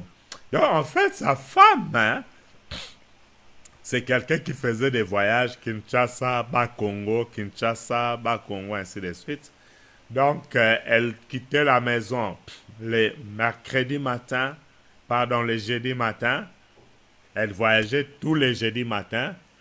Elle rentrait à la maison le mercredi soir. Elle prépare juste la nourriture pour son mari. Et le jeudi matin, elle repart. Donc, elle dormait à la maison que le mercredi. Et son mari avait juste le temps de la voir un peu vers entre 15 et 17 heures, 18 heures. Et elle dort une nuit à la maison, elle part. Donc, sur 7 jours de la semaine, elle ne dormait à la maison qu'une nuit. C'était en accord avec son mari parce qu'elle faisait du commerce. C'est ce qui lui permettait de s'en sortir aussi financièrement. Donc c'était en accord avec son mari. Mais cette femme, quand elle voyageait, le mari ne savait pas. Donc il l'a découvert avec la lettre là. Donc c'est là que monsieur a compris que tous les 6 jours, madame était avec quelqu'un. Elle venait dormir une seule nuit. Imagine-toi, une semaine à 7 jours, et monsieur s'est retrouvé, il était mené 6-1. Donc, sur 7 jours de la semaine, madame était dehors là-bas avec le monsieur. Elle venait dormir seulement une nuit. Donc c'était un match qui, par semaine, on le menait 6-1. Il s'est fâché. 6-1. Il me dit, c'est fini avec cette femme. Donc, comme tu es serviteur de Dieu, je t'ai appelé pour te faire part de cette situation. J'ai dit, waouh. Donc, moi, là, célibataire, c'est vrai serviteur de Dieu, donc je suis venu pour assister au divorce. Ah! J'ai dit, Seigneur, quel malheur, quel mal j'ai fait pour venir assister à un divorce d'un papa comme ça. J'ai commencé à intercéder dans mon cœur. Et Dieu m'a donné la stratégie. Il m'a donné la parole. Et je leur ai parlé. Je leur ai fait voir dans la Bible leurs droits et leurs devoirs. J'ai fait voir à papa que tu étais dans tes droits. Si tu veux dire c'est fini avec cette femme. Mais regarde, la Bible te donne la possibilité de la pardonner. Pour la gloire de Dieu. Tu peux encore la pardonner. Regarde ce que la Bible dit. La Bible dit, si vous pardonnez aux hommes leurs péchés, votre Père Céleste vous pardonnera aussi. Mais si vous ne pardonnez pas aux hommes, votre Père ne vous pardonnera pas non plus vos offenses. Vous voyez? Donc, vous pouvez pardonner. Mais si vous refusez, bon. Moi, au moins, je vous ai fait voir que si tu veux que Dieu te pardonne, toi, pardonne aussi aux hommes. Si tu ne veux pas pardonner, bon, toi-même, tu ne veux pas même. C'est Matthieu. Matthieu, chapitre 6, 14 à 15. C'est pas moi. C'est Matthieu 6, 14 à 15. La maman, là, a commencé à pleurer. Elle s'est mise par terre, sur le sol même. Elle demandait pardon à son mari. Elle a pleuré. Elle a manifesté une bonne attitude de repentance et d'humilité.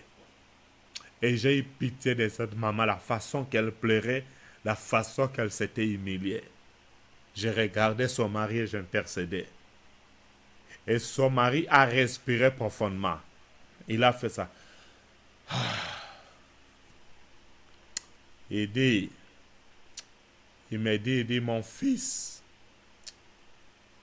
à cause de Dieu, je pardonne à ma femme. Waouh! C'était merveilleux. Il a pardonné à sa femme et ils sont restés ensemble et la femme a pris la décision d'abandonner ces histoires-là. Voilà, il y a encore une possibilité. On va en parler en profondeur. Voilà, aujourd'hui, je préfère arrêter là. Je vous rappelle, les fiançailles, une étape d'observation, une étape d'examination.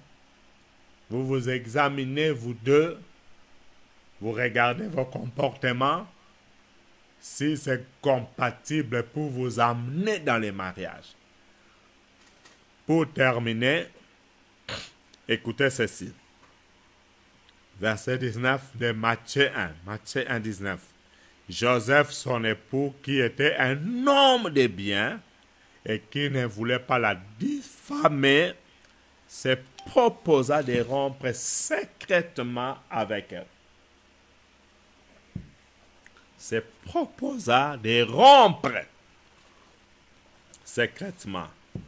C'est pour dire que pendant que vous vous observez dans les fiançailles, avant d'aller dans les mariages, si tu trouves que monsieur n'est pas un homme de bien, maman, tu peux rompre, ce n'est pas un péché.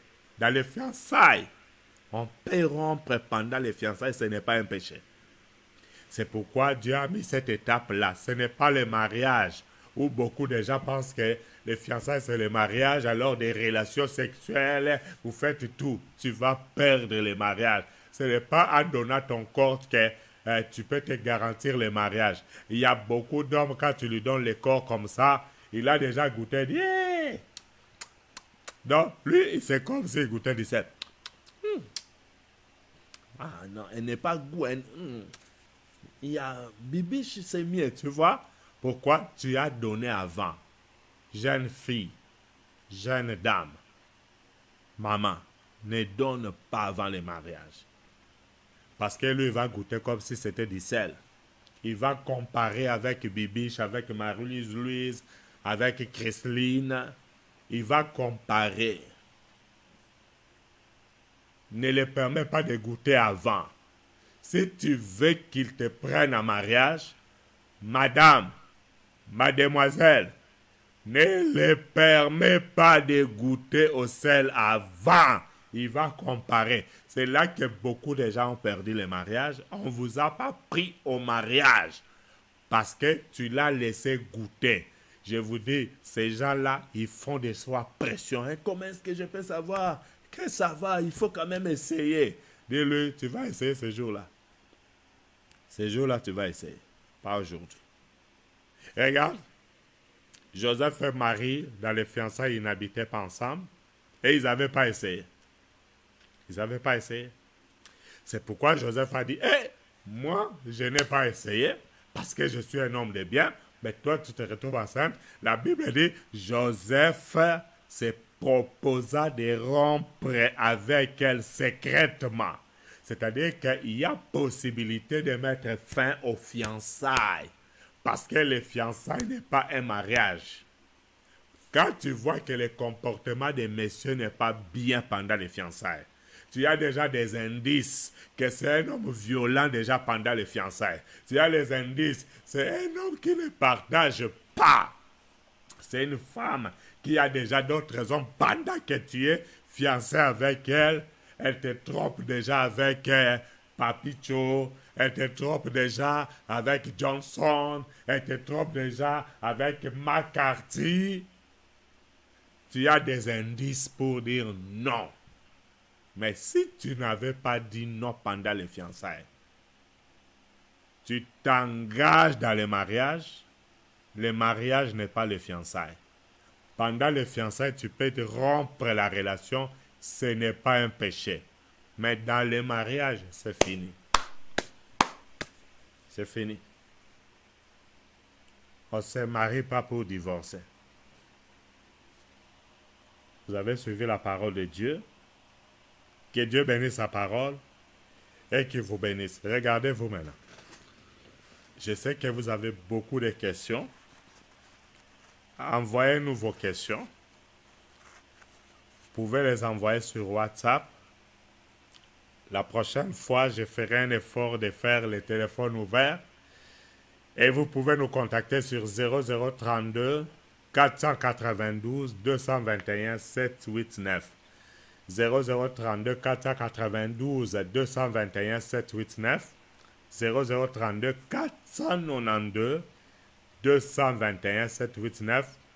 Sur YouTube et sur Facebook, nous passons seulement pour un moment, mais suivez-nous sur le site web qui est juste ici en bas. Regarde là. www.gmcd.be. Voilà, ça là. Voilà, c'est ça. www.gmcd.be.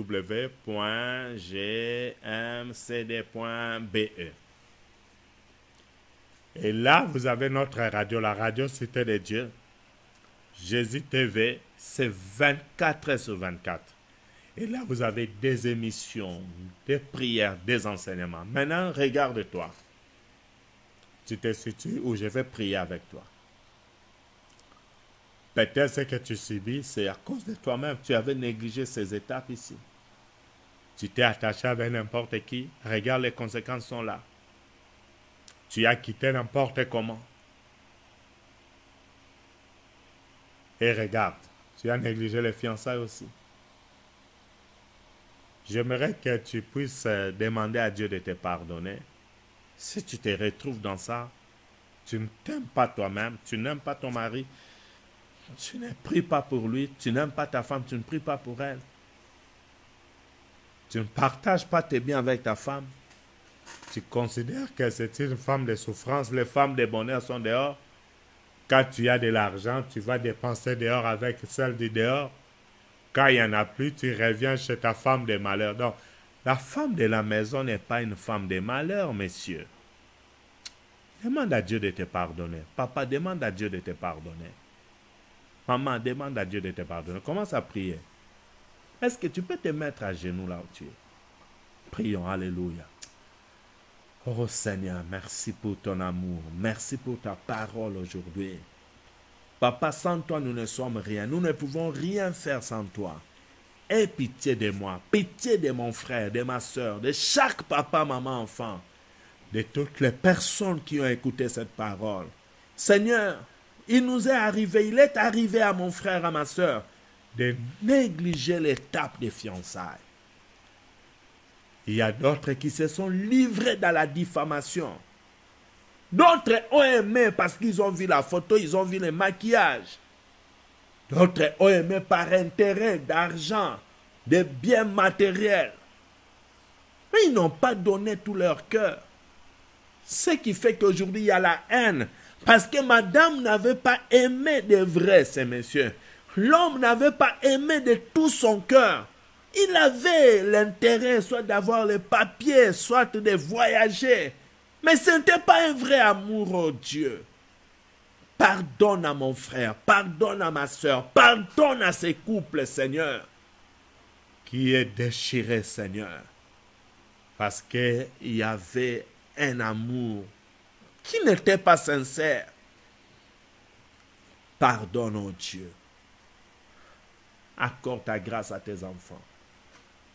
Au nom de Jésus. Alléluia. Bien-aimé, prie avec moi. Si tu te retrouves à travers cette parole,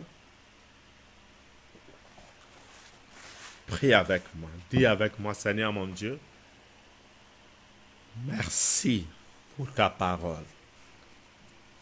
Oh Dieu, pardonne mes péchés. J'ai péché contre toi seul. Ne me condamne pas. Ne me rejette pas loin de ta face. Mais souviens-toi de tes compassions. Purifie-moi par ton sang. Restaure mon âme. Pardonne-moi parce que j'ai compris que je ne m'aime pas moi-même. Tu m'as expliqué, si je n'aime pas ma femme, c'est que je ne m'aime pas. Si je n'aime pas mon mari, je ne m'aime pas. Je ne savais pas que je ne m'aimais pas moi-même. Aie pitié de moi. Purifie-moi par le sang de Jésus. Je prends l'engagement de m'aimer moi-même. En commençant par aimer ma femme. Pour les mamans, en commençant à aimer mon mari. Pardonne nos péchés. Pour les fiancés, Seigneur mon Dieu, pardonne-nous d'avoir confondu les fiançailles au mariage.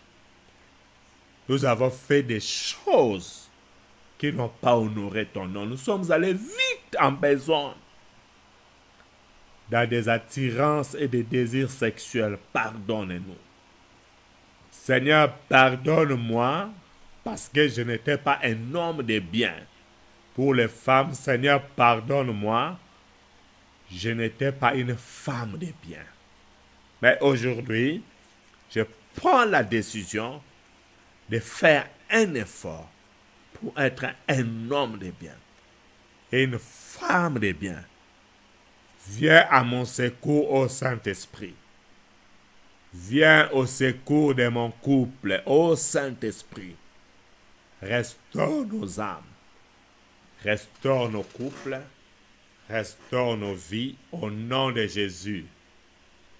Je vais prier pour vous. Seigneur, je te confie Mes bien-aimés, papa, maman, enfant, ces familles réunies, ces fiancés, ces couples mariés, restaure les couples, toi les réparateurs des brèches. Bénis toutes personnes qui ont suivi cet enseignement, ces programmes. Bénis tous ceux qui sont en train de partager et de gagner les âmes. Toutes les personnes qui partagent notre site web gmcd.be, qui partagent Jésus TV et Messie TV, Seigneur, je te demande de les bénir abondamment. De bénir abondamment leur famille. Au nom de Jésus, qui ne manque de rien toute leur vie. Toutes les personnes qui sont en train de soutenir ton œuvre financièrement, matériellement.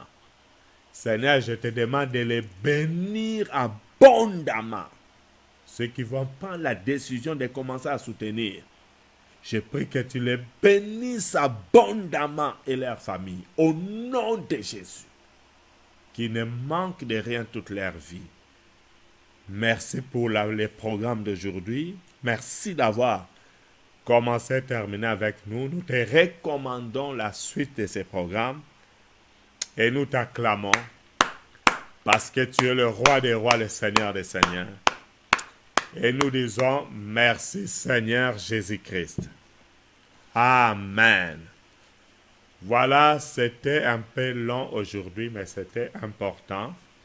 Si vous avez des questions, écrivez-nous, contactez-nous sur notre WhatsApp 0032 492 221 789. Et vous pouvez aussi nous contacter par numéro normal ou par WhatsApp. Que Dieu vous bénisse, partagez et que Dieu vous bénisse. Abonnez-vous si vous avez des difficultés à nous suivre sur YouTube ou sur Facebook. Rendez-vous directement sur notre site web www.gmcd.be. Là, ça ne rate pas.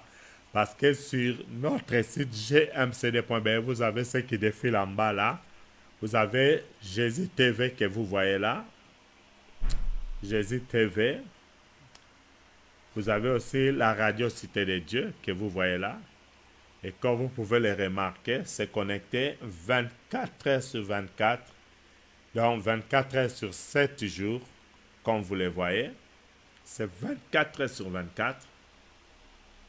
Tous les jours. Et c'est sur notre site web que vous voyez ici, www.gmcd.be.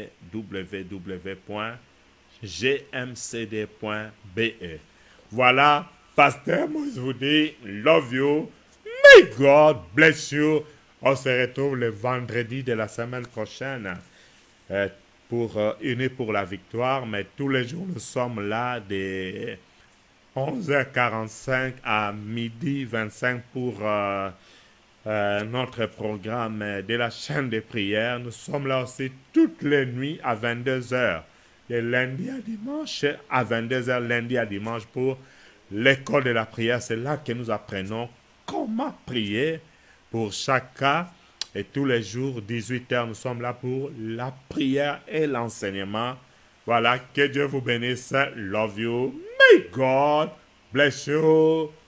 Bye.